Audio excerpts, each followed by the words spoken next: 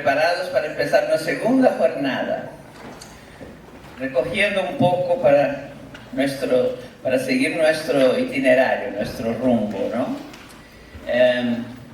El objetivo fundamental de este encuentro es ponernos juntos para escucharnos, para aprender unos de otros, para ver nuestras diferencias, pero también nuestras posibilidades de colaboración y todo eso. Entonces, los activadores, iniciadores, tienen intervenciones cortas, como ustedes han visto, todos han sido muy respetuosos con los tiempos, y después la discusión no necesita ser de preguntas a ellos o a ellas, de comentarios, puede ser entre ustedes, ¿no? La discusión es bien libre. Es normal que cuando dos personas traen una contribución, bueno, activan en nosotros preguntas y cuestiones y demandas por aclaraciones, entonces, normal que la conversación sea entre ellos. Pero ellos pueden también conversar entre sí y ustedes pueden, la discusión puede ser, uno habla y el otro quiere hablar con uno que esté ahí, no aquí, en fin, ¿no? Solo recordando eso para que se sientan bien libres en relación a eso. Entonces, nuestro horario era empezando a las 8, pero por el bien general de la asamblea decidimos postergar una hora, porque vimos que era posible. Entonces estamos empezando a las 9, ya son las 9:10, pero en fin, estamos esperando que la tecnología esté toda bien. La mañana será más o menos igual, entonces a las 9 tendremos el coffee break a las 10:30 y después, en lugar de ir a almorzar a las 12, vamos a almorzar a las 12:30, porque ayer vimos que funcionó bastante rápido el almuerzo, ¿no? Entonces en una hora se almuerza y todavía sobra media hora para ir viniendo con calma y tal. Y empezar, yo pensé, a las 2:30 en lugar de 2. Eso hoy, mañana creo que no va a ser posible, tendremos que empezar a las 2. Pero hoy podemos empezar, vamos a poner 2:15. ¿No? Y ahí con algún retraso se hará a las 2:30. Entonces el coffee break sería a las 4. La sesión terminaría a las 5:30 y después de eso tendríamos la misa en la iglesia que Monseñor Oscar Cantú nos va a celebrar. Y después de eso están todos invitados a cenar en mi casa. No estamos preparados para recibirlos todos, para cambiar un poco de restaurantes y tal. Entonces, bueno, están todos invitados ahí en mi casa. La van nos llevará ahí. Y como es en mi casa, somos más flexibles con el horario. Bueno, si retrasamos un poco, la misa termina un poco más tarde, no importa. No vamos a perder la mesa ni la reservación. ¿Ok? Entonces, este es el horario de hoy. Si hay alguna aclaración, algún comentario, sería el momento de hacerlo. Mientras esperamos.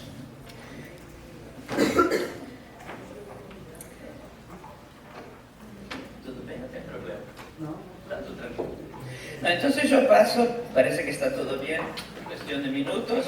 Voy a pasar a la presentación de nuestras dos activadoras de hoy. El tema es la mujer y el feminismo, ¿no? Un tema muy importante en el norte y en el sur. Nancy Pineda Madrid es vicepresidente de la INSECT, International Network of Societies of Catholic Theology, y fue presidente de la ACTUS, Academy of Catholic Hispanic Theologians of the United States. Ella es una de las primeras latinas estadounidenses a tener un doctorado en teología sistemática. Es la primera teóloga a publicar un libro sobre feminicidio, un tema súper importante, arguyendo, interrogando de que esa tragedia exige una consideración bien seria sobre qué significa la salvación. Entonces su libro es sobre eso. feminicidio, violencia contra la mujer y salvación. Tiene un libro sobre eso, Suffering and Salvation in Ciudad Juárez, de 2011, y que fue muy usado en muchas clases de teología, institutos por todo el país. También coeditó, organizó otro libro, Hope, Promise, Possibility and Fulfillment, de 2013, y otro, With the Holy Spirit, Responding to the Giver of Life, de 2017. La revista, el periódico America, muy conocido, nombró Nancy Pineda Madrid como una de las 7 más prometedoras teólogas de la próxima generación. En 2012 recibió un premio, ¿no? un reconocimiento, the Loreto Legacy Award for Religion and Theology. Nancy trabajaba hasta este año en Boston College, acaba de ser contratada por la LMU, la misma universidad donde está Alan Beck, una lindísima universidad en una ubicación fantástica en Los Ángeles. Olga Consuelo Vélez Castro, primero y lo más importante, Vélez Caro, perdón. Primero y lo más importante fue mi alumna en esta universidad. Fue mi alumna y yo estuve en su búsqueda de tesis, una tesis brillante sobre Lonergan. Es doctor en teología por la Pontificia Universidad Católica del Río de Janeiro, hizo el máster por aquí también, no, en la Universidad Javeriana. Es profesora titular e investigadora de la Facultad de Teología de la Universidad Javeriana y de la licenciatura en Teología de la Fundación San Alonso. Profesora en el programa virtual de formación misionera. Desde 2011 es profesora en el programa virtual de formación misionera y da sobre todo eclesiología y cristología. Es profesora de enfoque feminista de la teología cristiana, de un diplomado en línea, que es un diplomado en línea, y de la Cátedra de Teología Feminista del Departamento de Ciencias Religiosas de la Universidad Iberoamericana en México, DF. Desde 2008 es profesora del curso Las Mujeres en la Iglesia en la Escuela de Teología y Ministerios de Boston College. Ahora en septiembre-octubre de 2019 dio ese módulo. Es miembro del Comité Teológico de la Conferencia Episcopal Colombiana, autora de varios libros y numerosos capítulos de libros y artículos. Recientemente publicó un libro muy importante, Cristología y Mujer, ¿no? Bueno, entonces creo que está todo puesto aquí, ¿no? ¿Sí? ¿Ok? ¿La tecnología ya está? ¿Susi? Sí. Bueno, podemos empezar. Empezamos entonces por Nancy, Pineda Madrid.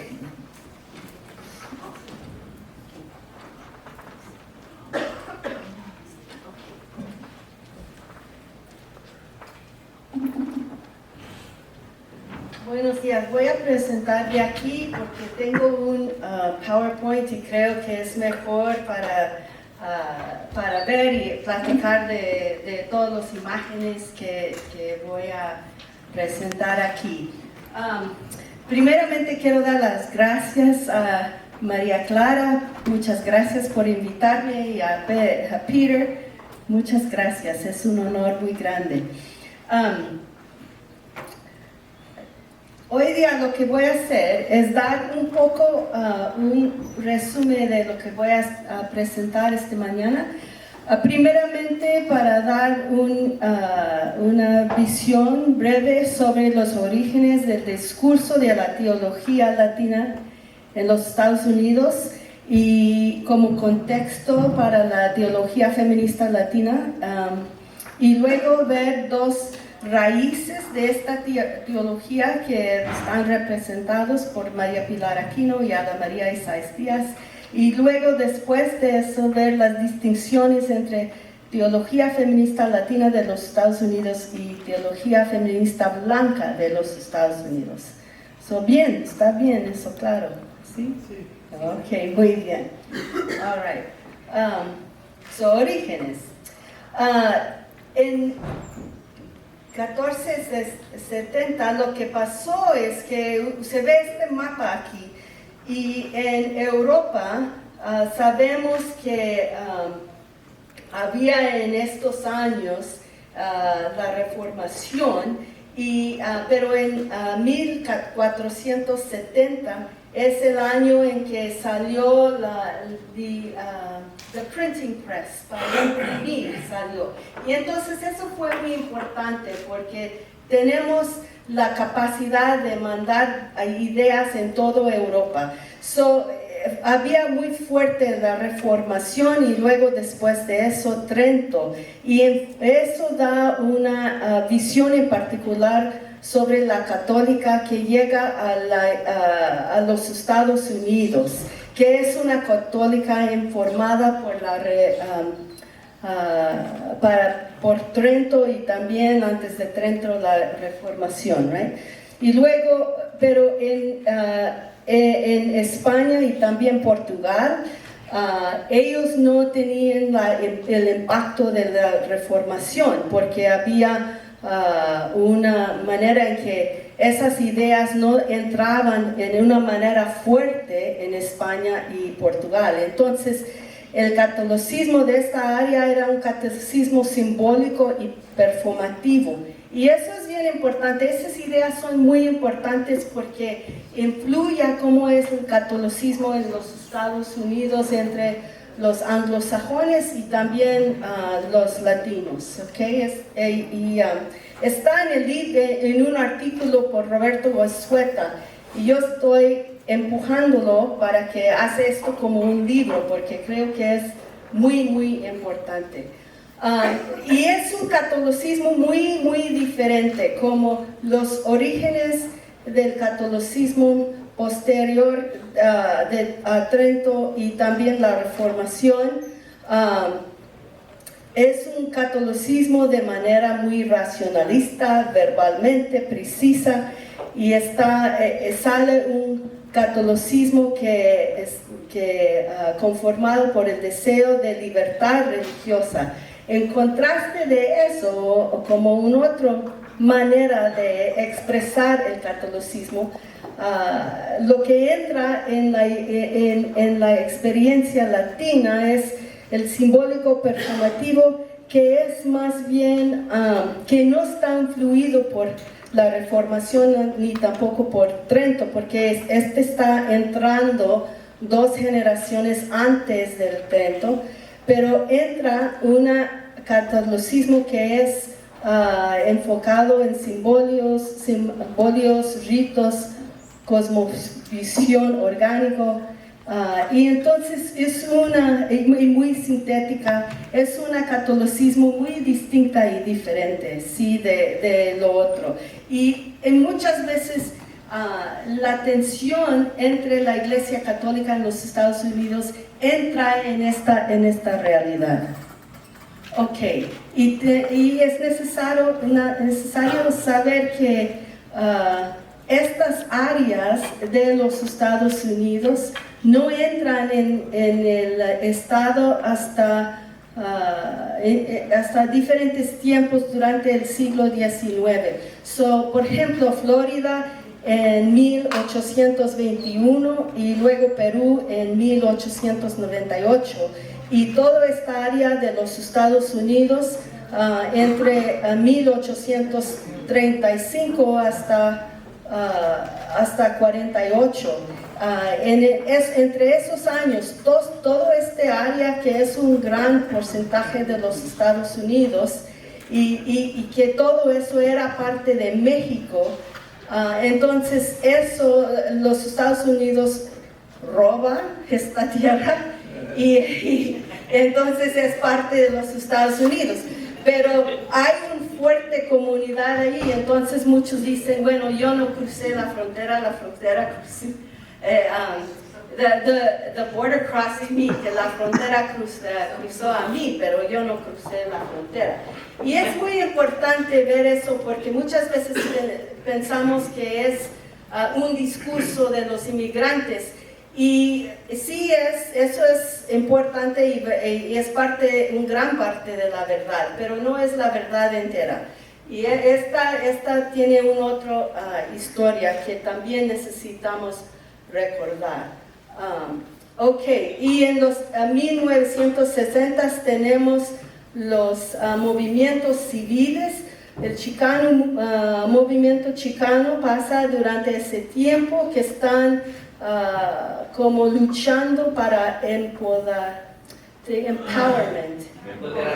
empoderamiento de los chicanos en el suroeste de los Estados Unidos. Y uno se puede ver que había mucho racismo en ese tiempo. Estos señales, como se ve aquí, en los negocios aparecen en muchos lugares en el suroeste del país, que no perros, no negros, no mexicanos. Ok, hay dos discontinuidades, que esta es la primera que ayuda para el empiezo de teología latina. O sea, en 1946 y 7 había un pleito entre la familia Méndez y el distrito escolar de Westminster, en California, que es sobre tener unas escuelas integradas. This is a desegregation. Quieren desegregación. Sí, fue un pleito grande, pero ayuda para tener una conciencia entre los mexicanos. Y luego el movimiento mexicano avanza una conciencia muy fuerte. Pero los obispos y sacerdotes, muchos blancos, están diciendo que la Iglesia Católica no debe de entrar en esos pleitos en el lado de los mexicanos, porque tenemos que promover una americanización, porque recuerden que el país es protestante y los católicos, muchos tenían un miedo de los católicos si eran muy numerosos. Había una tensión aquí. Los obispos en los Estados Unidos decían que tenemos que aceptar un gradualismo ante la injusticia social. Hay una tensión muy fuerte ahí. Y luego en los 60s había un grupo que se llama Padres, que eran sacerdotes latinos que querían ser líderes y ayudar y apoyar el desarrollo de latinos en los Estados Unidos, y un grupo de mujeres religiosas, las hermanas, también con el mismo propósito. Monseñor Patricio Flores es el primer obispo en los Estados Unidos, primer obispo latino. Esto no pasa hasta 1970. Eso es por un lado el profético, pero por este otro lado la iglesia quiere mantener bajos los números de seminaristas latinas, y muchos latinos que estaban en el seminario estaban forzados de salir, y las religiosas latinas que querían trabajar por su gente, muchos líderes de esas congregaciones dijeron que no es posible hacer eso. Bueno, hay una tensión otra vez en todo eso. En 1988 había el grupo Actus, que empieza en ese tiempo. A estos 8 personas son las personas que empezó a Actus. Aquí están Alan Deck, que era uno de ellos. Cada uno tenía experiencia pastoral, menos Roberto Goizueta, y había una mujer en este grupo original, right? María Pilar Aquino. Este es nomás un contexto para entender los principios de la teología feminista latina en los Estados Unidos. Teólogas latinas con compromiso primario, hermenéutica feminista. Eso es donde vamos a empezar. Pilar Aquino es uno de los pioneras de esto. Ella nació en México, pero hace mucho de su trabajo aquí en los Estados Unidos. En este momento ella es presidenta de CTSA. Ella era presidenta de Actus hace mucho tiempo, pero ella es muy fuerte en la historia de la teología latina feminista. Este es un poco sobre las ideas de ella. O sea, su primer artículo publicado fue en 1981, que era sobre María. Ella decía que ya estaba avanzando teología feminista latina con esta idea, esta visión, que el trabajo teológico de las mujeres está interesado en reunir las experiencias históricas y espirituales de las mujeres oprimidas, mirarlas y interpretarlas a la luz de la fe para contribuir a su propia liberación y liberación de toda la humanidad.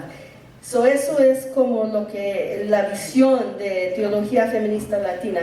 Y hay muchos diferentes temas importantes. Análisis crítica, también un momento histórico de la interrupción de los pobres, afirmar las raíces históricas del feminismo latinoamericano. Eso es bien importante porque ella tiene un diferente perspectiva sobre eso que Ada María Isais Díaz. Y está manejando también el tema de la visión y el habla de latinas que expande el horizonte epistemológico de la teología.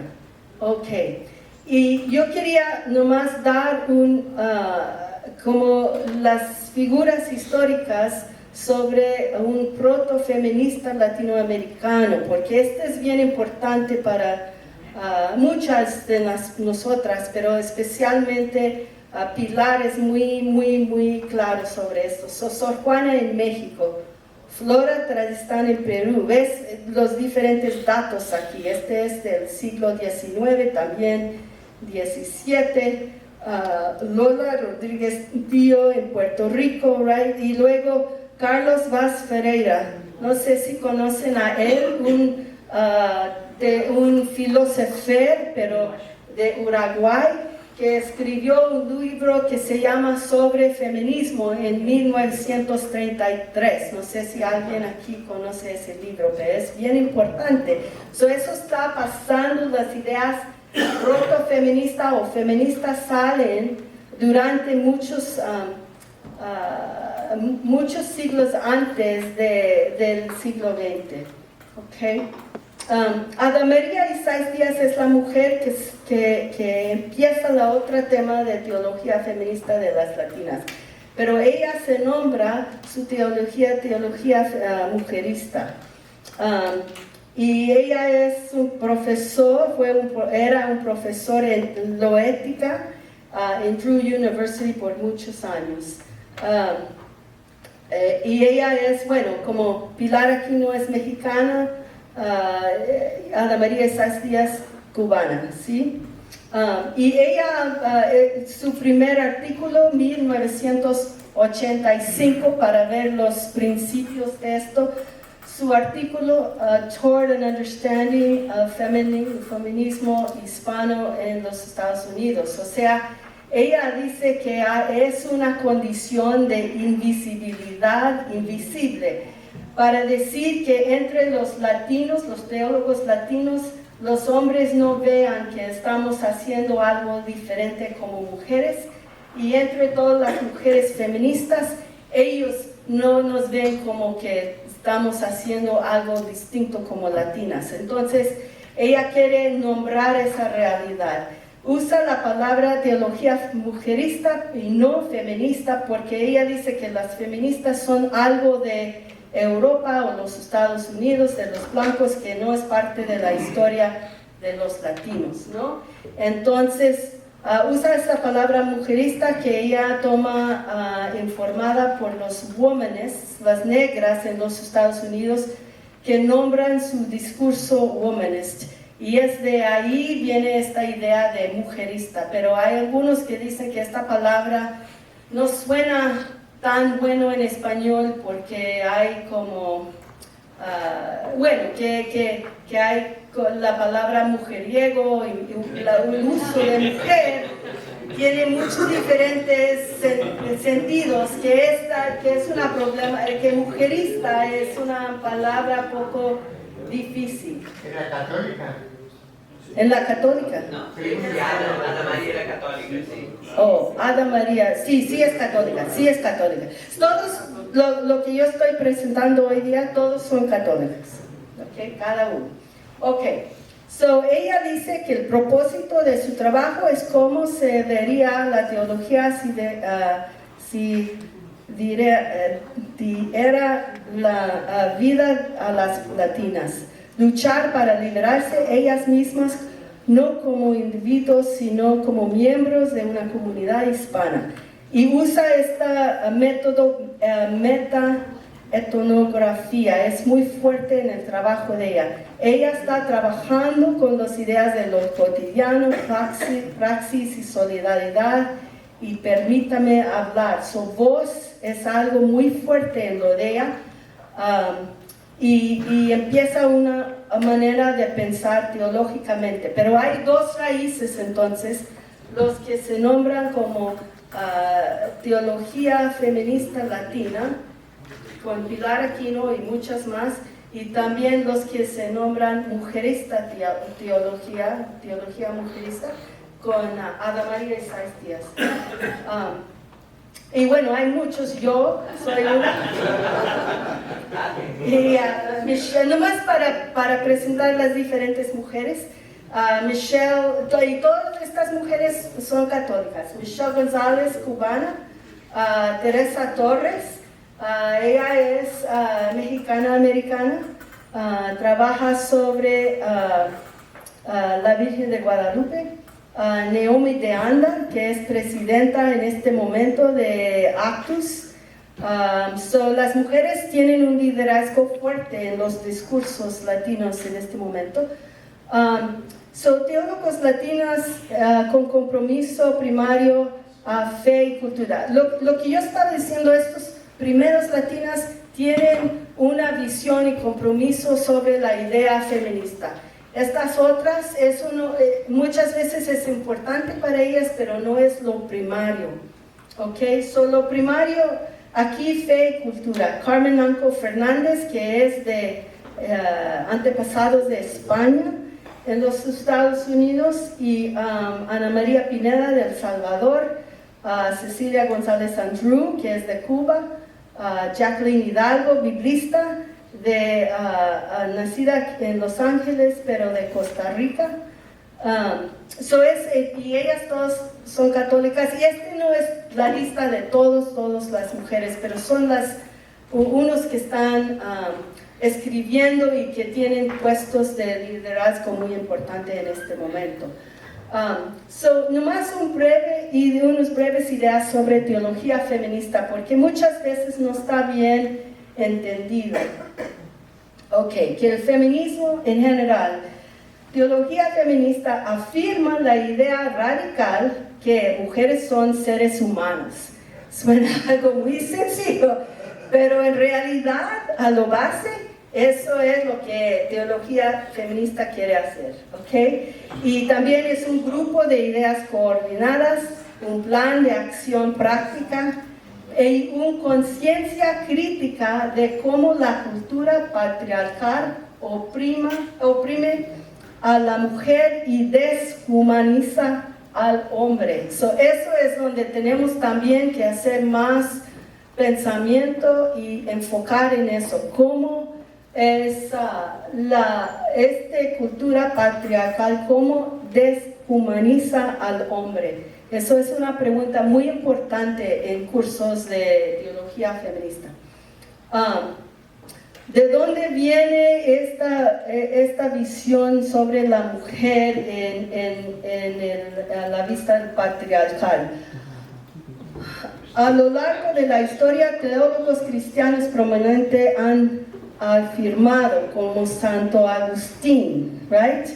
Él habla en su libro sobre la Trinidad: el hombre por sí mismo puede imaginar a Dios, pero una mujer solo puede imaginar a Dios con su marido. Y aquí es donde viene algunas de las ideas. Y Tomás Aquino, con la guía de Aristóteles, dice que las mujeres son defectuosos, sí, y mal concebidas, ¿ok? Y eso es que si fue la concepción del niño, bueno, siempre sale un hombre, ¿right?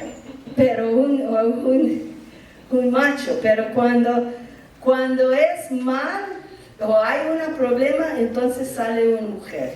Entonces así, bueno, estamos leyendo, pero estas ideas forman un pensamiento bien fuerte en la tradición.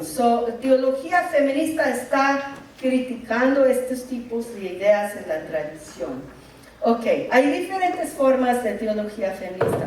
Revolucionario, este es como, el primero, muy radical, es como personas como Mary Daly. No sé si conoces Mary Daly. Ella en un tiempo en su vida decía que era post-cristiana, ¿ok? Y ella tenía el dicho muy famoso: si Dios es un hombre, entonces hombres son Dios, ¿ok? Para decir la importancia de imágenes y lengua para hablar sobre, o palabras para hablar sobre Dios. El segundo modelo es teología feminista cristiana reformista o feminismo nuevo. Este viene a través de muchos que quieren hacer cambios para apoyar a la teología, pero no cambios grandes, no quieren cambiar algo muy fuerte. Un ejemplo de esto, el feminismo nuevo fue una idea que avanzaba Juan Pablo II, y él decía que muchas veces la mujer no tiene bastante atención, necesitamos ponerlas en una manera mucho más alta y respetar lo que la mujer trae, pero no está hablando de mujeres como seres humanos en una manera completa. Solamente están manejando un dualismo entre hombre y mujer. Y no quiere cambiar cosas en una manera fuerte. La mayoría de teólogas feministas que yo te presenté no están en este segundo rumbo ni en el primer rumbo. Casi todos están en este tercer, que es teología feminista cristiana reconstruccionista, que quiere decir que teología en que piensa que hay algo, 5 minutos, okay. Hay algo en la tradición que es muy liberador, y que hay que tomar eso y usarlo para transformar la tradición, para que las mujeres salen en una situación mucho más apoyadas, ¿sí? Y que su humanidad está tomado en serio en una manera mucho más amplia. Ok, y otros puntos muy breves pero importantes, que la teología feminista está, muchos en la teología feminista están haciendo contribuciones a todos estos temas. Ok, no es como un otro tema en teología aparte de los temas tradicionales, pero en cada uno de estos temas hay trabajo que las mujeres feministas han hecho. Ok, distinciones. Hay diferentes distinciones en la feministas latinas de los Estados Unidos y las feministas blancas de los Estados Unidos. Yo veo la distinción en imaginación. Este es lo mío. Es mi primera vez de pensar en esta en las distinciones, pero que es una imaginación analógica al cuadrado, como la imaginación católica en general es analógica, claro, pero la realidad de los hispanos es mucho más intenso sobre esto, primeramente por las imágenes de la religiosidad popular. Eso nos ayuda en eso en una manera fuerte por el idioma en español, castellano, hablamos con muchos diminutivas. Creo que eso nos da una idea de tener una visión encarnada. ¿Sí me explico eso? ¿Right? Y eso no pasa en España. Creo que España, el castellano en España no usa diminutivas como usamos aquí en Latinoamérica y en los Estados Unidos. Los símbolos funcionan en una manera muy fuerte. Y las blancas es analógica porque son católicas, pero es más metafórica también. Es una mezcla con un otro énfasis, right? Es un discurso y conceptual. Y lo ves aquí, unas distinciones igual como las distinciones del catolicismo que llegaron aquí en América desde los principios. La epistemología es de lo cotidiano, que están haciendo reflexión desde su experiencia de vida, y aquí mucho más analítica y razonada. Fuentes de teología, teodramas, religiosidad popular. No hemos trabajado esto tanto, pero la música, las mañanitas, hay una teología en eso muy fuerte y necesitamos pensar en eso. La tradición y la Biblia como cualquier discurso teológico. Aquí vemos en las feministas blancas una teoría de la práctica que ahora está como avanzando y desarrollando en una manera muy fuerte, especialmente en la teología práctica, pero es un empiezo más bien reciente. Y para los latinos estos temas están ahí desde los principios, no es algo reciente, right? María, este es bien importante, las devociones al cuadrado, otra vez. María es tan grande en la experiencia de latinas en los Estados Unidos y también yo creo en Latinoamérica, que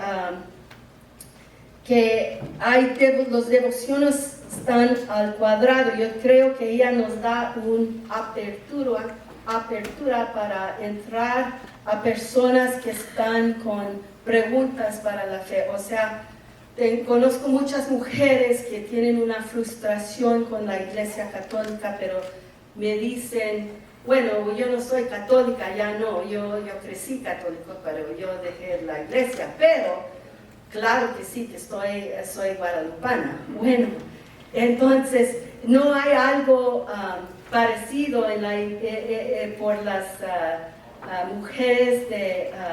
mujeres blancas en los Estados Unidos. Eso es algo que necesitamos manejar, ¿no? Las mujeres blancas no ponen mucha importancia en la devoción de María, eso no es algo fuerte.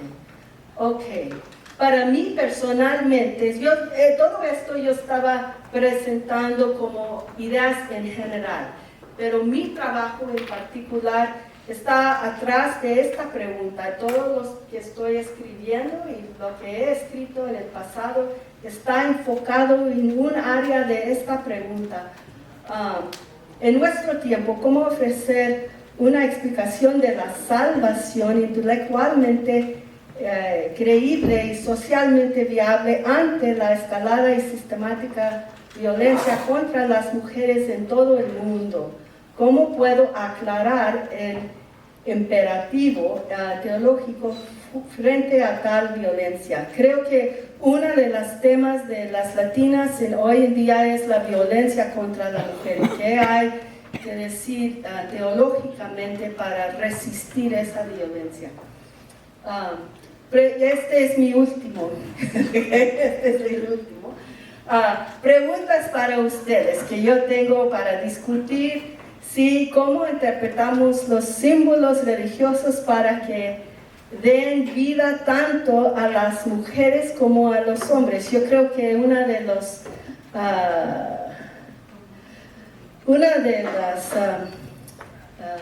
cosas más importantes es pensar en cómo manejamos los símbolos, ¿ok? Creo que eso es muy importante. Como Elizabeth Johnson siempre dice que los símbolos, el símbolo de Dios funciona y necesitamos preguntarnos cómo los símbolos de Dios, de María, pueden funcionar para dar vida a las mujeres. Bueno, eso es una buena pregunta. Hablamos muchas veces ayer, muy frecuentemente, hablamos de opción preferencial por los pobres. ¿Cómo podría usar el término los pobres de manera honesta cuando la gran mayoría de los pobres son mujeres y niños? Eso es algo bien importante, que tenemos que pensar en el género cuando estamos hablando de los pobres. Si no hacemos eso, estamos usando los pobres en una manera como distorsión de los pobres, ¿sí? Y también otra manera de enfrentar eso es sobre el cuerpo. Muchas de las mujeres que están escribiendo teología feminista están trabajando por el cuerpo de la mujer, que es la condición de los cuerpos, de mujer y hombre, porque ahí podemos entrar como una discusión sobre quién es pobre. Ok, tercera pregunta, ¿posible lo más fuerte de los tres? Oh, God. Lo quité, no quiero quitarlo. Porque yo sé, la mayoría de personas aquí son hombres. No entiendo eso y van a decir, ay, ¿qué vamos a hacer con todo esto? Pero lo que quiero dejar para ustedes es que la realidad que ustedes mismos tienen interés en la teología feminista. No es solamente algo para mujeres, también los hombres. Y esta pregunta es para avanzar esa idea. Sin teología feminista, es más probable que la teología cristiana se vuelva idólatra y los hombres sean mucho más propensos a deshumanizarse. Es con la idea de, si siempre estamos nombrando a Dios como Padre exclusivamente, eso es lo importante, exclusivamente, eso nos llega a idolatría, right? Idolatry, te llega a ese punto, ¿sí? Y también deshumanizar a los hombres en el sentido de que su humanidad también está restricted, regida en una manera que no puede ser muy amplia, y eso es un problema grande. ¿Cómo interpretaría esta información? Es una pregunta. Ok, mil gracias. Primero, ayer hablábamos de un paso primero y fundamental del método teológico, la conversión afectiva o el conocimiento intelectual que nace del amor. Y yo creo que para poder entender la teología feminista, este es un paso fundamental. Y mientras no se dé, estas son ideas que no entendemos, que no nos tocan y que queda resguardado para cosa de mujeres. Es un tema en la que nos metimos algunas mujeres y pues a ellas que les toque hablar de eso. ¿Qué quiere decir esa conversión afectiva? Bueno, sabemos que viene de esa compasión, ese sentir desde las entrañas, ese consentir con esa realidad. Y yo creo que sería, como decía John Sobrino, no ser honrado con lo real si no reconocemos que la situación de la mujer todavía hoy sigue siendo una situación de subordinación, de dependencia, de exclusión, de sufrimiento. A pesar de que ya haya tantas mujeres ilustradas, a pesar de que se empiecen a ocupar puestos públicos, todavía en nuestra sociedad el imaginario patriarcal sigue rigiendo, sigue condicionando nuestra vida de varones y mujeres, porque no por ser mujeres entendemos la situación de las mujeres. O sea, no es algo de las mujeres, es aquel que de verdad es riguroso con el método teológico y pone como primer punto de partida de este método el leer los signos de los tiempos, el Dios que se revela en la historia, pues un lugar, mitad de la humanidad, donde Dios está clamando y donde entonces aquellas entrañas se deberían compadecer, es la realidad de las mujeres. Yo aquí titulaba Realidad de la mujer, una conocida historia por la que no se acaba de hacer lo suficiente. O sea, yo creo que haciendo un repaso, por ejemplo, de todos los documentos de las conferencias episcopales latinoamericanas, en todos ya hay un capítulo sobre la mujer y se vuelve a repetir la mujer doblemente oprimida, la mujer explotada, la mujer que se le tiene que dar más participación, que tiene que ocupar espacios de decisión. O sea, como que ya no se puede negar la situación de la mujer y el deber ser. Pero ¿quién es capaz de dar este paso? ¿Quiénes son capaces de comprometerse con esta causa? Y yo creo que es ese primer punto, esa conversión afectiva que no es exclusiva de las mujeres, sino de los seres humanos que, leyendo los signos de los tiempos, son capaces de consentir, de compadecerse, de sentir misericordia por esa realidad y hacer algo por ella. Entonces, ¿qué es la teología feminista? Primero, aunque hablemos en singular, tendríamos que decir feministas, y aunque hablemos de mujeres, tendríamos que decir, como bien lo explicó Nancy, la teología de Pilar Aquino, la teología de Ana María, la teología de Nancy, la teología de María Clara. O sea, a las mujeres siempre se nos mete en un bloque, como que todas pensamos lo mismo, es la teología feminista. En cambio, yo no he escuchado que a los hombres se les meta en bloque. Es la teología de Rahner, es la teología de Lonergan, es la teología de von Balthasar. Entonces, teologías feministas que no deberían ser solo de mujeres. Ayer alguien me preguntaba, ¿y usted conoce algún varón que esté comprometido con la teología feminista? Bueno, sí, ahora ya hay bastantes y que lo explicitan. Incluso en reuniones, alguna mujer dice, yo no soy feminista, y yo ya tengo amigos que dicen, yo soy feminista. Y entonces aquella mujer se queda así como así que ese hombre dice que es feminista. ¿Qué es ser feminista? No es ser mujer, es comprometerse con el movimiento social que busca la dignidad de las mujeres. En muchos aspectos, no tenemos por qué coincidir en todos los aspectos, pero en muchos aspectos y en los fundamentales, derechos civiles, derechos sociales, derechos culturales, pues podemos coincidir. Y eso no es una lucha de las mujeres, sino una lucha de los seres humanos que queremos una humanidad al estilo o al sueño de Dios en Génesis 1:27, varones y mujeres iguales, semejantes a Dios, hechos a imagen y semejanza de Dios. Ayer hablábamos del método teológico. Primer paso, esa conversión afectiva. Segundo paso, ir a las fuentes. Fuente central y definitiva, la Sagrada Escritura.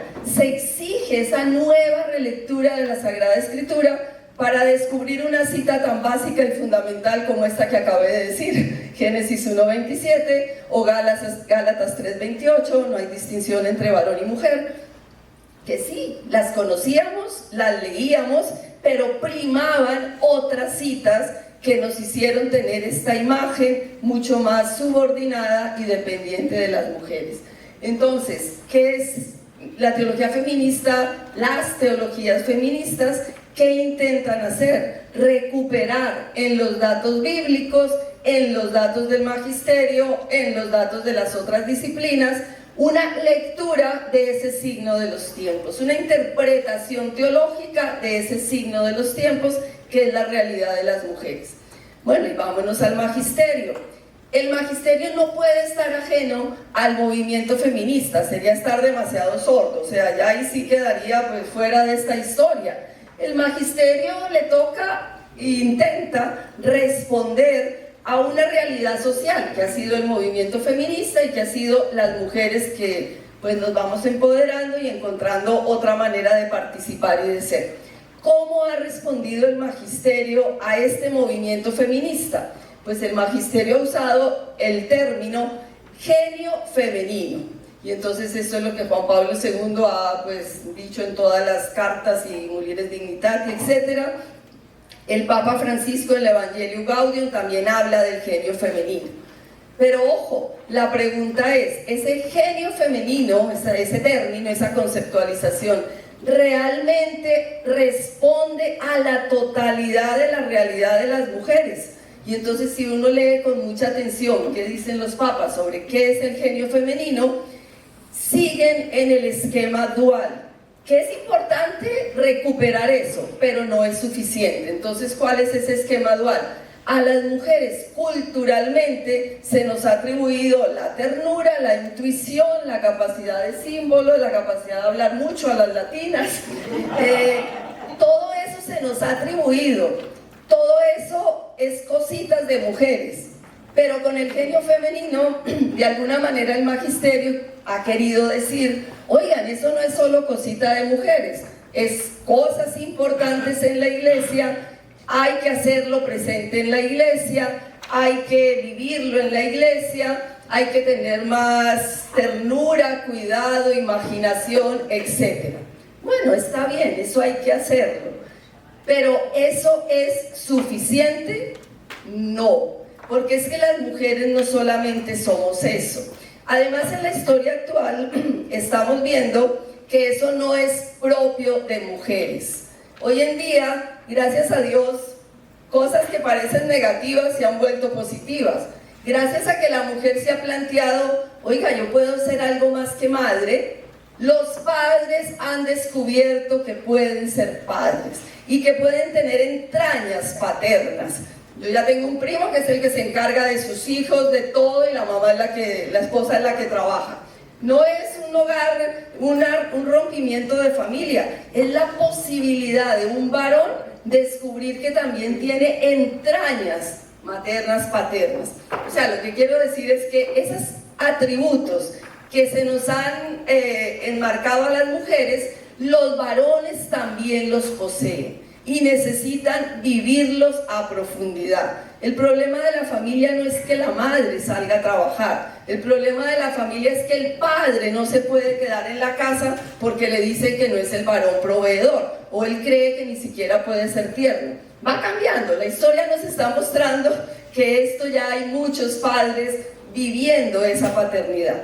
Entonces, primera cosa, genio femenino no es exclusivo de las mujeres, aunque lo hemos vivido más, pues porque así nos han educado, pero es también posibilidad de los hombres. Pero genio femenino no abarca todo lo que somos las mujeres. Las mujeres también somos razón, las mujeres también somos proyecto, las mujeres también somos organización, las mujeres también podemos tomar decisiones firmes, concretas, organizadas, posibles, las mujeres también somos racionales, las mujeres también somos libres. O sea, de alguna manera la palabra genio femenino que el magisterio utiliza y sigue utilizando para intentar ir a la par o responder desde la visión cristiana al movimiento feminista es un paso, pero no es suficiente. Por eso yo creo que hay que replantearlo y muchas veces, o sea, no quedarnos solamente con eso, porque el genio femenino nos sigue manteniendo en que pongamos ternura en la iglesia, pero no nos dice pongamos decisiones, ideas, proyectos, etc. Otros temas que habría que pensar es, como a mí me dijeron que veníamos a una discusión, no crean que yo soy tan discutidora, eso María Clara me hace mal la fama, pero solo que a mí me invitaron a una reunión de discutir, entonces yo estoy poniendo discusiones. Nancy habló mucho de la Virgen María, y entonces el Papa actual inclusive nos dice, las mujeres de qué se quejan, si la Virgen María es la más importante en la iglesia. Entonces ahí viene el otro problema. María es la primera discípula, la primera seguidora de Jesús para varones y mujeres, no solamente para las mujeres. Y además, si somos un poquito críticos, el que nos digan que María es tan importante en la iglesia y María es mujer, pues nos están diciendo, mujeres, ¿ustedes de qué se quejan? Si son tan importantes como la Virgen María. Entonces, creo que en justicia la Virgen María es para varones y mujeres y no solamente para mujeres. Entonces, hablar de que pues a imagen de María y incluso cuando se habla del genio femenino, se pone que María es el ícono de ese genio femenino. Se les olvida pues otras perspectivas de María, como el Magnificat, que de genio femenino no tiene nada el Magnificat. Casi es un poquito marxista, ¿no? Derriba del trono a los poderosos y enaltece a los humildes. O sea, son palabras proféticas. María no es solamente ternura y compasión, María es profeta. Entonces, cuando nosotros a María se le identifica solo con las mujeres y en ese genio femenino, pues nos quitan la posibilidad de exigir derechos y cercenan a los hombres, que fue lo que dijo de alguna manera Nancy, de también encontrar en María no el consuelo afectivo por ser célibes, porque algunos religiosos les dicen que se encomienden a la Virgen María para que puedan mantener su celibato pues lo mejor que puedan, ¿no? Con la madre, pues qué más, ella va a cuidar allí su sexualidad. No, para varones y mujeres la Virgen María es la primera discípula, es la apóstol, es la profeta, es la que es capaz de abrir caminos diferentes para varones y mujeres en la vida cristiana. Ya se me acaba el tiempo. Otro término que podríamos como reflexionar: el rostro materno de Dios. No, tampoco somos las mujeres. El rostro materno de Dios tenemos que ser los varones y las mujeres, porque si solamente a nosotros nos atribuyen ese rostro materno, también tenemos que ser, lógicamente, y posiblemente las que son madres lo pueden entender muy bien, pero las que no somos, entonces también somos limitadas, no podemos entender eso de tener capacidad de dar vida.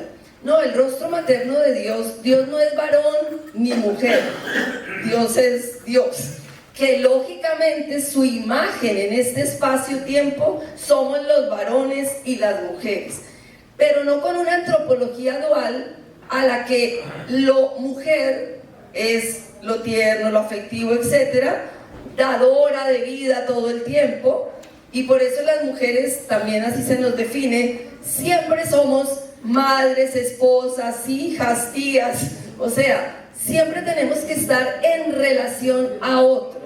En cambio los varones, no he visto la primera encíclica en que se ponga el varón es padre, es hermano, es tío, es lo que sea.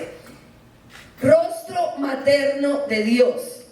Todos, varones y mujeres, si somos imagen del Dios que es padre y madre, tenemos que ser ese rostro materno, paterno de Dios.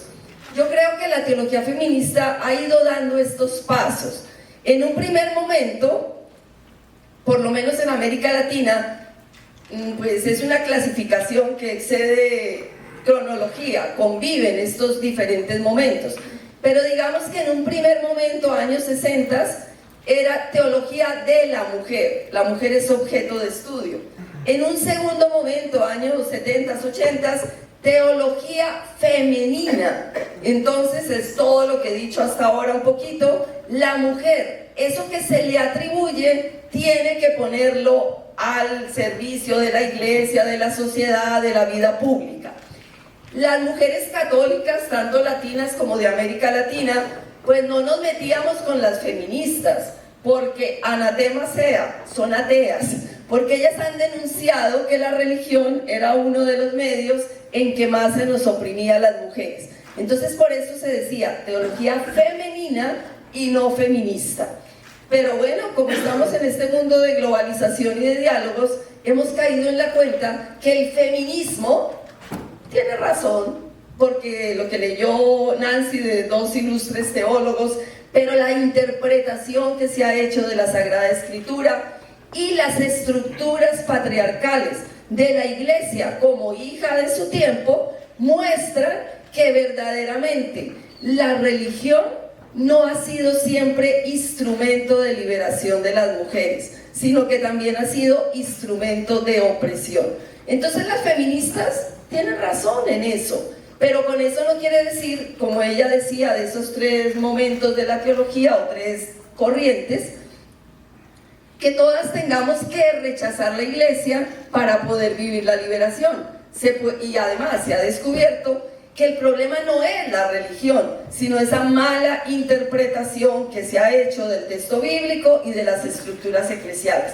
Entonces, por eso, en un tercer momento, se habla de teología feminista. O sea, ya llegamos a la amistad entre las feministas y las católicas. Ellas no son el demonio, son una voz profética y un signo.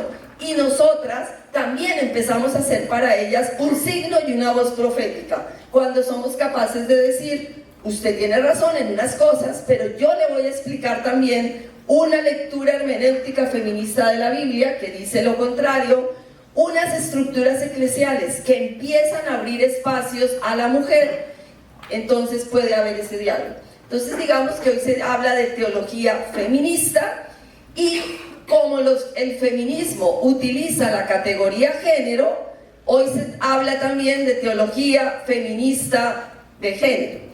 Y bueno, no sé, en este país, creo que también en todos los países, el boom de los obispados actuales es hacer un documento contra la ideología de género. Y realmente, si uno lo estudia con seriedad, falta mucha fundamentación adecuada de esos documentos que los episcopados están sacando. Sí, siempre hay peligros, pero lo que no se puede negar es que una categoría de análisis de la sociología ha sido capaz de develar que las mujeres naturalmente no somos tiernas y delicadas, y que los hombres naturalmente no son libres y son brutos. La categoría género ha quitado el color rosa y azul, que no me oigan en este país, pero sé que la ministra de no sé qué dijo que hay que volver a recuperar el rosa y el azul. La categoría género ha desmitificado, ha mostrado que varones y mujeres, para vivir nuestra humanidad integralmente, tenemos que desarrollar todas estas dimensiones afectivas y todas estas dimensiones racionales. No somos iguales, todas las mujeres no somos de una manera, ni todos los varones son de una manera. Tenemos rasgos culturales en que nos parecemos. Ayer yo me reía porque aquí estaban 2 varones que se sentaron así, y tan normal, y yo pensaba allí que hoy nos sentemos nosotras así. Creo que todo el mundo pensaría, Dios mío, pero esas marimachas allá sentadas. O sea, ¿y por qué? ¿Quién dice que uno no se puede sentar así? Bueno, si tienes falda no puedes, porque daría un espectáculo. Pero si tienes pantalón, ¿qué impide que una mujer se siente así a diferencia de un varón? Esos son estereotipos culturales. Ahora, uno a veces se sienta así porque ya es uno un poquito torcido de la columna y esa posición ayuda a la columna. O sea, lo que quiero decir es cómo esos estereotipos culturales son tan culturales, son tan posibles de que los cambiemos.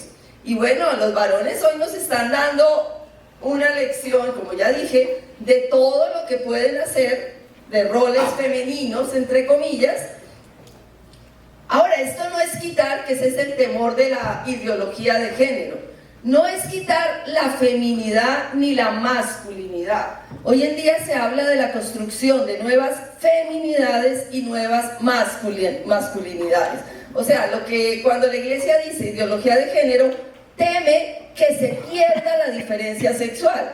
Bueno, el temor es válido, pero es que en realidad Judy Butler, que es una teóloga queer, jamás ha negado la diferencia sexual. Claro que tenemos órganos femeninos y órganos masculinos, y hay hermafroditas también, eso también es una cosa científica, pero también es un hecho evidente que no por tener órganos femeninos todas las mujeres somos madres incondicionales.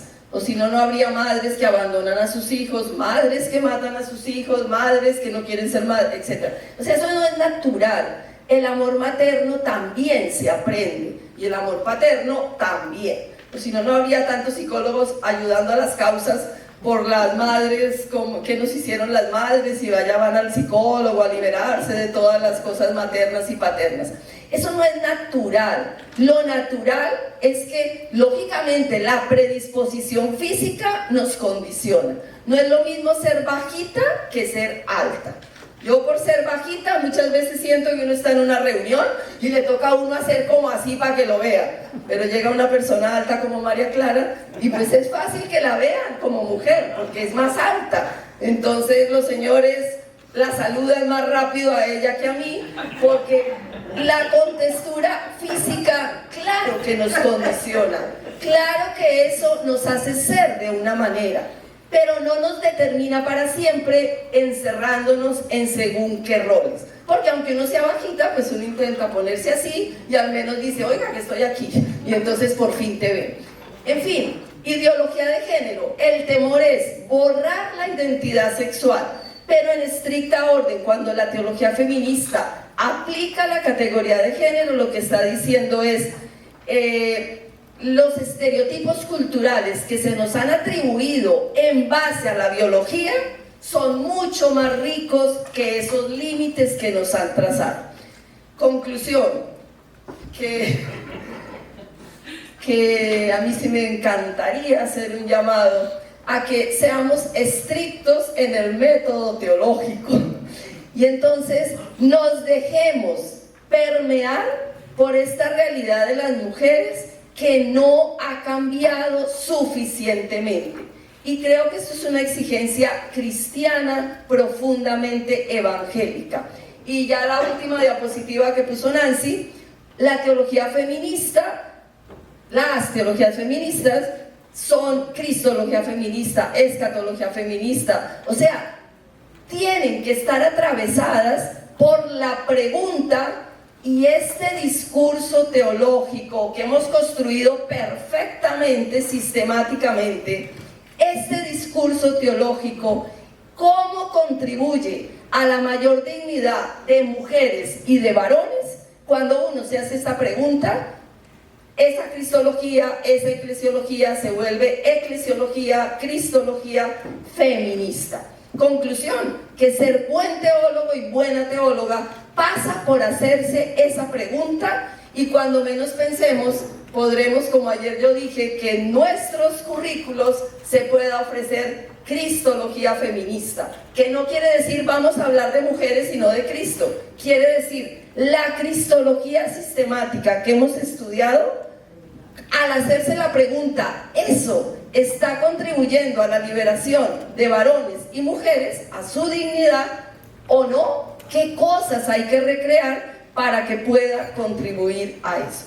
Pues estamos invitados a que seamos feministas en este sentido, que nos duela esa situación de las mujeres, que aunque ha cambiado una gota, falta mucho para que sea verdad, que varones y mujeres sean mirados y seamos miradas con respeto, con dignidad y con valoración. Muchas gracias. Necesitamos fomentar una perspectiva relacional en el proceso de reflexión teológica. Y a esto me refiero, el cual creo que conduce a una conversión. Y personalmente, yo creo que el hecho de ser de ser teólogo, casado y teniendo una hija, han transformado mi manera de pensar y de hacer teología. Es impresionante el hecho de tener a mi esposa, tener a mi hija, y cómo me refiero yo a la teología. Y es algo que lamentablemente la mayoría de teólogos católicos, varones, no tienen, porque son cleros, ¿no? Y por más que uno tenga mamá, por más que uno tenga amigas, que uno tenga colegas, no es lo mismo. Y yo creo que esa dimensión íntima de relacionalidad es lo que nos permite a muchos teólogos. Conozco bastantes teólogos en los Estados Unidos, varones, y Nancy los conoce también, que son feministas. Somos feministas, nos identificamos con el movimiento y con las sensibilidades, precisamente gracias a esa relacionalidad íntima que tenemos con nuestras esposas y que tenemos con nuestras hijas, ¿no? No es exclusivo, ciertamente, pero hay una especie de relacionalidad cuasi ontológica en el momento de tener una hija, en el momento de estar casado, ¿no? Que yo creo que en el fondo es una invitación a la Iglesia Católica para reimaginar la manera como ciertos modelos ministeriales se llevan a cabo. Al mismo tiempo, creo que, y esto de una manera práctica, es importante ver cómo formamos tanto a nuestros líderes ministeriales como a nuestros teólogos. En los seminarios aislamos a los varones por 4, 6, 8, 10 años y raramente tienen contacto con mujeres estudiando juntos, pensando juntos o siendo educados por mujeres. La gran mayoría de educadores y formadores de los sacerdotes y de muchos teólogos católicos en universidades son varones y célibes. Yo creo que la falta de exponerse a esa perspectiva, yo creo que necesitamos pensar en modelos de formación en donde tengamos más contacto con las mujeres. Y yo creo que son esos pasos pequeños los que poco a poco van creando unas sensibilidades que no se pueden llevar exclusivamente a nivel conceptual. Y luego, en los procesos de trabajo ministerial, necesitamos modelos ministeriales que permitan a hombres y mujeres trabajar y avanzar responsabilidades pastorales como iguales en la parroquia o en el sector universitario. No estoy diciendo que vamos a homogeneizar el trabajo de hombres y mujeres del clero y del laico, sin embargo, se pueden compartir responsabilidades como iguales hombres y mujeres en la parroquia. Y esto lo he visto yo en el trabajo de los diáconos permanentes en muchas comunidades. Lo he leído con relación a lo que ocurrió en Chiapas, por ejemplo, con la cantidad de diáconos permanentes, en donde muchas de sus esposas compartían el ministerio, y de hecho eso es parte de la espiritualidad y de la teología del diaconado permanente. Y a nivel teológico, necesitamos modelos académicos que motiven a hombres y mujeres, o que fuercen a hombres y mujeres a pensar juntos, a escribir juntos y a enseñar juntos. Yo creo que son esos pequeños pasos los que nos ayudan a crear sensibilidades, pero quiero enfatizar el elemento de relacionalidad. Y a veces he reflexionado mucho qué relación hay, relación a nivel de diálogo teológico, no digo influencia, sino relación, comunicación de diálogo teológico entre las feministas no latinas. Mencionaste a Elizabeth St. Johnson, Rosemary Radford Ruether, Elizabeth Schussler Fiorenza, por ejemplo, por mencionar algunas, ¿verdad? La fallecida Catherine Lacuña, de la cual yo fui Graduate Assistant Research, o sea, que a la cual pude conocer bastante de cerca. ¿Qué nivel de diálogo hay entre las feministas no latinas y las latinas? A dar la conferencia magistral por los 90 años de la Facultad de Teología. Yo le dije en ese momento al decano si él estaba seguro de que quería que en ese evento esté una mujer laica. 3 veces le pregunté e insistió que sí. Cuando terminó de dar mi conferencia, que era sobre política, porque yo no hablo de feminismo, como bien dijo Consuelo, la mitad del salón, Consuelo estaba, me amó y la mitad me odió, porque cuando uno habla de política siempre, como decimos en buen porteño, pone el dedo en la llaga. Los que se enojaron conmigo se levantaron, un viejito habló en nombre de toda la sala, un señor que por sus canas daba impresión de que era la persona docta del salón, y me acusó de hacer ideología de género. Justo a mí, porque inmediatamente cuando termina eso bajo, y viene Consuelo y me acusa de no haber hablado de género, ¿no? Me dice, Milce, estuviste genial, pero vos siempre lo mismo, nunca hablas de la mujer. O sea que en el mismo momento tuve las dos acusaciones. Por ser mujer, simplemente por ser mujer, lo que decía estaba encasillado en la ideología de género, y al mismo tiempo, por ser mujer, se me cuestiona no hablar de género. Algo que me enojó y en los años que tengo de vida. ¿Por qué siendo mujer no puedo hablar de Kant, de Hegel, de Rahner? ¿Por qué cuando soy mujer tengo que hablar de mujeres? Y ahora se sumó algo en los últimos tiempos, que si estoy acá es porque hace falta cubrir el cupo. Si no, estaría cualquiera de mis compañeros. Pero va ella porque, claro, ahora como están de moda las mujeres y la única que tenemos, va ella. Entonces tengo que escuchar todas estas quejas, ¿no? Entonces la pregunta que hago es la siguiente. Me encantó las definiciones, las dos en su estilo, las conozco, las dos son amigas. Y el libro de Consuelo es genial, yo lo leí, sobre las mujeres, lo recomiendo. Es muy bueno porque hace un recorrido fantástico sobre lo que es el feminismo. Y en cuanto a Nancy, la presentación que hizo. Y ahí es donde vienen mis dos preguntas. Hiciste una clasificación de cuál es la modalidad de hacer una teología femenina, feminista. No me quedó claro al final porque evidentemente sí ignoro todo eso. Pero hiciste una diferencia entre las mujeres que hacen desde la teología latina esa crítica y lo que llamas mujeres blancas. Y la vi muy tajante la diferencia, porque la razón está puesta del lado de las blancas, si no entendí mal. Es la que puede teorizar, la que puede categorizar, no la que puede, o sea, la que hace eso cuando hace teología. Mientras que las mujeres que hacen teología latina trabajan más lo simbólico. Entonces yo pregunto, bueno, ahí hay mucho de psicoanálisis, ¿no? Mucho. Yo no sé si han cruzado esto con el psicoanálisis, pero uno podría decir entonces que la teología que está haciendo Francisco, a partir de una lectura del símbolo, que no es por eso no racional, porque el símbolo niceno-constantinopolitano justamente es una racionalización, si saliésemos del campo de la teología, de la situación teológico-política romana, incluso previa a esa reunión. Entonces, lo simbólico no queda fuera de lo racional. ¿Cómo se entiende eso? ¿No? Porque justamente fue una de las críticas que me hicieron ayer cuando dije, bueno, pero esto está todo desordenado. ¿Por qué no categorizamos? No entiendo nada de esta reunión. Y me dijeron, no, Nilsen, eso está mal. Lo que estás pidiendo, me dijo Hoffman, si no nos entienden, que vengan ellos a leer todos los libros como nosotros hicimos para que entiendan la teología latinoamericana o americana. Y la verdad es que hay mucho de lenguaje femenino en esta teología popular, porque justamente, si estoy pensando en el esquema de las sibilas. ¿Qué es la sibila a lo largo de la obra homérica? ¿No? La sibila es la mujer que entra en trance y dice cosas, pero no sabe lo que dice Lacan. ¿Conocen eso? ¿No? O sea, la mujer entra en trance y dice cosas, muchas verdades, pero ella misma no sabe lo que dice. Entonces necesita un sacerdote que ponga en categorías ese saber que ella está expresando, pero que no sabe lo que dice.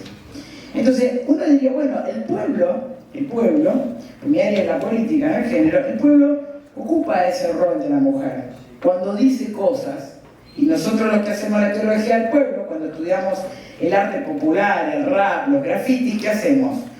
Tomamos ese saber que está en el pueblo, dicho en un lenguaje fuera de esas categorías occidentales, pero sí lo ponemos en categoría. Y esa función, ¿por qué en Estados Unidos está separada entre blancas y latinas? Es lo que no entiendo, no me queda claro, no lo critico, sino que no entiendo por qué el rol está dividido así. Porque si fuese así, desde el campo político, que sí es en que yo me especializo, yo diría, ¿por qué no hablar? Palabra que ahora sí molestaría mucho a la gente de ideología de género. Yo digo, bueno, finalmente eso es una lucha de clases. Finalmente es una lucha de clases, porque la blanca es la que razona y la negra es la que no piensa, siente.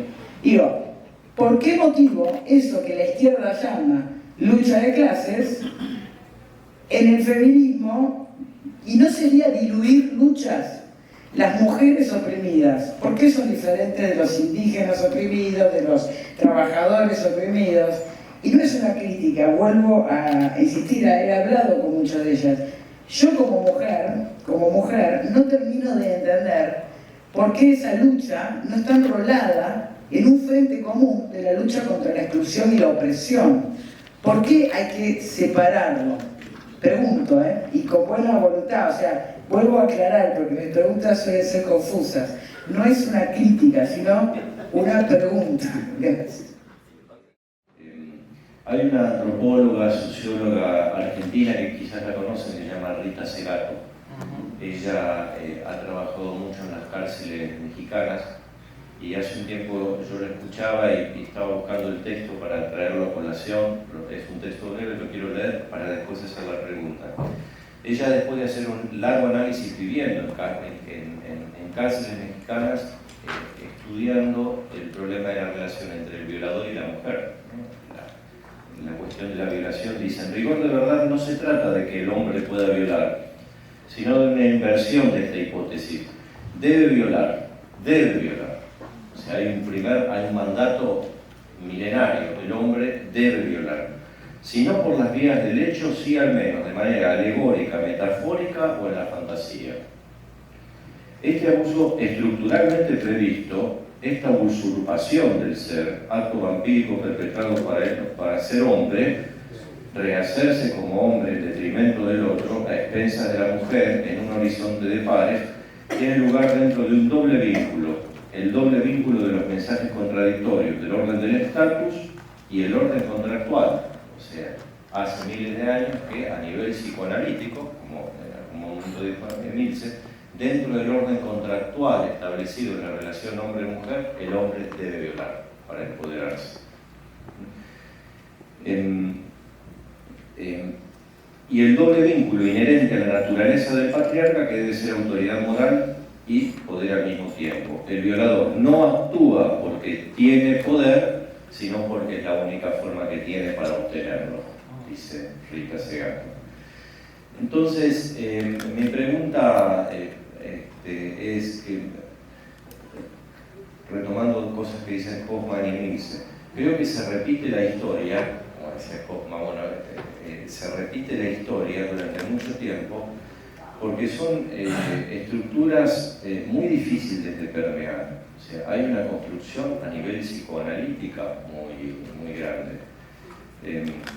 ¿Cuáles serían para ustedes, además de tantas cosas que se dicen, tomando cuenta de esta dimensión psicoanalítica desde la cual uno puede analizar estructuras de mandatos interiores del mal, algunos de ellos le llamamos pecado original, por ejemplo, ¿no? Pero bueno, ¿qué hacemos con ese tipo de estructuras que están presentes de un modo que pareciera que no se resuelve tampoco? Yo creo que la discusión sobre el celibato hay que prestarla para renovar la noción ministerial, pero todos los violadores de los que habla Rita Segato son hombres casados con familias, ¿no? Que para empoderarse y ser patriarca de su familia debe someter.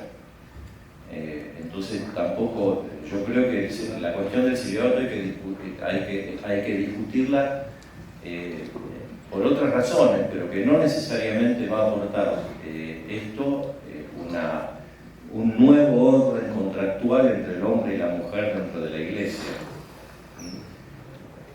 Por eso mi pregunta es, siguiendo un poco el texto que leía de Rita Segato, ¿cuáles les parece que son los mecanismos? La pregunta es medio oceánica, ¿no? Pero para desactivar un tipo de estructura psicoanalítica que tiene la fuerza y la presencia tan grande como otras estructuras a las que llamamos, por ejemplo, pecado original, que un psicoanalista diría, bueno, eso es una estructura atávica que anda a desmantelarla, ¿no? Pero no sé si he sido claro. Por supuesto, pero la primera, cuando comencé en esto de la teología, yo estaba estudiando licenciatura en ciencia religiosa y escuché muchas veces personas que me decían, ay, pero es que tú eres laica y mujer y vas a estar en esto. Ya. Entonces, en el fondo, viví mi pregrado con ese discurso. Ahora, ya que estoy casi terminando, contando los meses para terminar el doctorado, hace unos meses atrás vi a un varón y me dice, pero es que estás muy bien, porque siendo laica y siendo mujer, te va a ir regio. Entonces Entonces al final, primero, no hay cómo darle el gusto. Y segundo, no hay manera, porque ahora que he hecho todo el camino, no vale porque me va a ir bien porque soy laica y porque soy mujer. Y está de moda, como decía, por eso me acordaba de esta historia. Así que bueno, nada, hay que vivir quizás con lo que hay que vivir, ¿no? Mi pregunta, y un poco en la línea que yo trabajo, que es el diálogo interreligioso. Sabemos que en el mundo musulmán, en el mundo judío, se está trabajando también teología feminista. Por ejemplo, en el mundo musulmán, no solo la lucha por el tema de los derechos de las mujeres, el modo de vestir, sino también, por ejemplo, cuánta interpretación se puede hacer del Corán desde una perspectiva femenina. Cuánto una mujer puede acceder al estudio del Corán. Cuánto una mujer puede recitar el Corán. Son cosas que han estado en algunos países y en algunos lugares, en algunos contextos musulmanes, relegados solamente al mundo masculino. Por ejemplo, la teóloga estadounidense Amina Wadud, que ha hecho un trabajo muy interesante en torno a la lectura coránica feminista. En el mundo judío, las judías liberales, por ejemplo, que están dando la batalla porque puedan rezar en un lugar más amplio y ojalá todos juntos en el Muro de los Lamentos, que están dando la batalla por la vestimenta judía. Y hemos visto, si ustedes googlean fotos de las judías liberales, van a ver cómo ellas están llevando la indumentaria propia masculina y se la ponen como modo de lucha y resistencia respecto de los movimientos más conservadores dentro del judaísmo. Entonces, mi pregunta va en la línea de, ¿conocen, interactúan? Si bien son distintas las preguntas probablemente, ¿qué tipo de interacción ven ustedes entre la teología feminista cristiana, católica, y teologías feministas existentes en otras religiones, digamos? Creo que por ahí también podría ser un buen modo, bueno, cada uno habla de lo suyo, pero un modo de interactuar interreligiosamente. No sé, les dejo la pregunta y quizás también como ver que se están dando estas discusiones y que se dan estas reflexiones en otros espacios también religiosos. Quiero hablar voy a tomar algunos juntos, como los primeros tres de Hoffman, Sixto y Elmise. Estos tres quiero hablar, bueno, todos casi, hablar de los símbolos, como cuando pensamos en el problema de lo psicoanalítica, creo que muchas veces no hay una conciencia bastante fuerte sobre lo que está pasando en la mayoría de la gente. Entonces, estamos hablando de algo que es subconsciencia, right? The subconscious. Yo creo es por eso que los símbolos son tan importantes.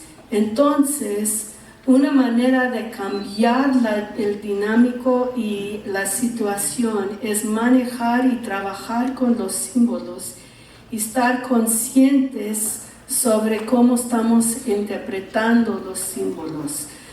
Elizabeth Johnson dice que el símbolo de Dios funciona.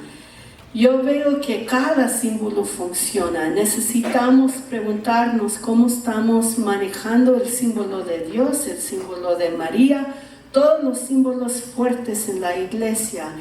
Y allí, si estamos presentando símbolos en una manera que es una resistencia en contra de las maneras de actuar en que la mujer está en una posición menos, o que está violada, o que está todo eso. Creo la manera de resistir eso es manejar símbolos en una nueva manera. Y allí es donde yo voy por muchas de sus preguntas, los símbolos. Y uno de los problemas en el discurso de latinas feministas es que no es problema, pero que no hemos hecho, no tenemos una teoría de cómo analizar símbolos y usar eso para ayudarnos para reinterpretar y reimaginar. Y yo creo eso es muy necesario, tener algo en eso. Estoy trabajando en eso con teorías de Charles Sanders Peirce, un filósofo, y también Josiah Royce me están ayudando en eso. Y eso ayuda a nosotros con la formación de diferentes maneras de relacionar mujeres y hombres. Sobre la pregunta por qué las mujeres, o el diálogo, como Sisto, tu pregunta sobre el diálogo entre mujeres latinas y blancas, y también Emilce sobre eso. Creo que sí hay un diálogo muy fuerte. Estamos leyendo, ellas leen nuestros trabajos y nosotros leemos a ellas también. Hay un intercambio muy fuerte y es importante, pero estamos hablando y discutiendo diferentes temas. Por ejemplo, María, si uno lea María, que es un tema muy fuerte para la comunidad latina. Si lee a Elizabeth Johnson, ella habla de diferentes maneras de interpretar a María y al fin llega a una interpretación, es quitar mucho de lo mito, de the myth of Mary, right? Y ponerlo en una historia, usando métodos de historical critical methods of interpreting the biblical passages of Mary. Ella usa eso mucho para construir una imagen de María que está en el primer siglo el primer siglo. Y eso es bien importante, pero no responde a la situación de las latinas, ¿ok? Aunque ella tiene su trabajo es casi nadie es mejor que Elizabeth Johnson, es increíble lo que hace. Pero ella no da un contestón a nuestras preguntas y nosotros necesitamos pensarlo de una diferente manera porque tenemos una relación con María muy distinta de lo que discute Elizabeth Johnson, por ejemplo. No sé, eso es... pero estamos todavía muy al empezar en el discurso. Es como algo de la madurez del discurso, está abajo de esto también. Y lo que Emilce dice, ¿por qué estamos en un discurso distinto? Yo lo veo que es importante que nosotros sabemos de nosotros mismos y la realidad es muy diferente. Como ahora vivimos en los Estados Unidos en una situación en que tenemos la construcción del racismo contra el mexicano. Ok, las personas anglosajonas no están hablando de eso, no es su experiencia, right? Pero sí es la experiencia mía y la experiencia de personas como mí y los latinos en los Estados Unidos.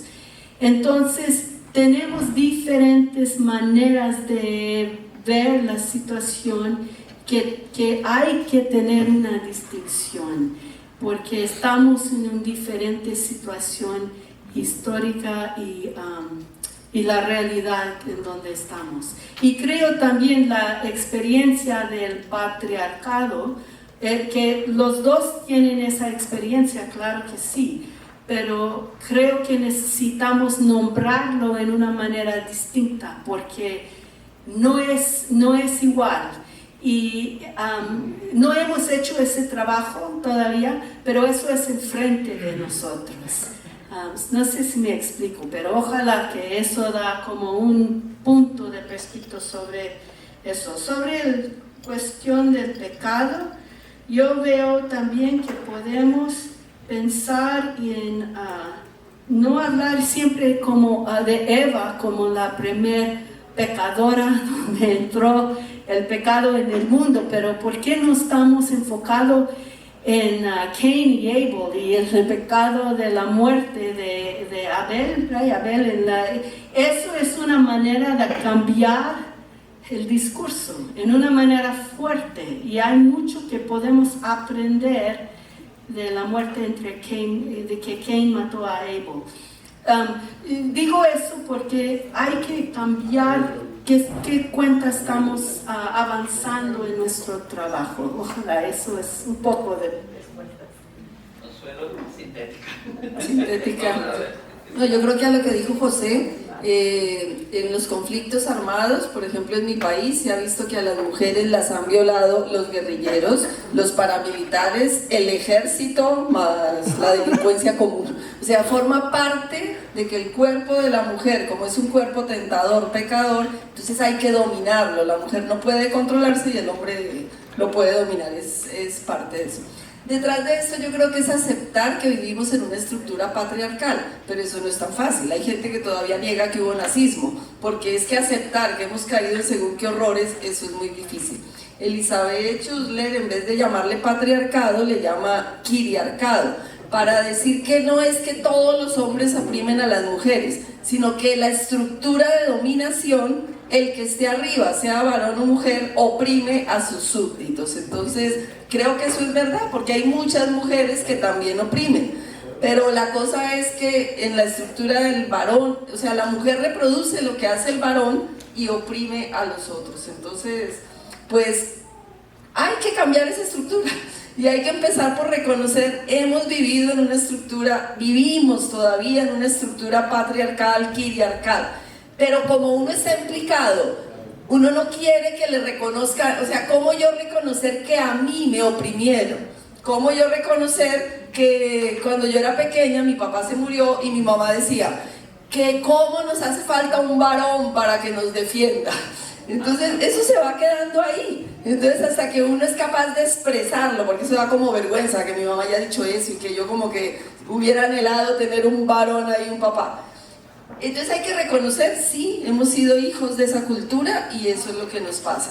Y lo que decía Milce, lo que pasa es que eso es lo que dice la crítica de la teología feminista a los teólogos de la liberación. Hasta que no acabe la explotación de los pobres, no hablemos de la mujer. Pero entonces ahí es donde se devela que el rostro pobre de la mujer, y no es solo de la mujer, del indígena, del afro, y ahora estamos con la creación, si no se explicita no caemos en cuenta la opresión que está ahí. Y detrás de esto está lo del lenguaje, o sea, lo ideal sería que las mujeres no hablemos de mujeres, sino que todos hablemos de mujeres y de varones, y que hablemos de otros temas. Pero al hablar de otros temas, como este es un signo de los tiempos, cómo hablar con un lenguaje inclusivo, cómo explicitar la realidad de la mujer, del indígena, del pobre, pues para que no quede tan velada que entonces no tomamos conciencia de eso. Muchas gracias. Perdón por apurarlas al final, pero en fin. Tenemos que ir.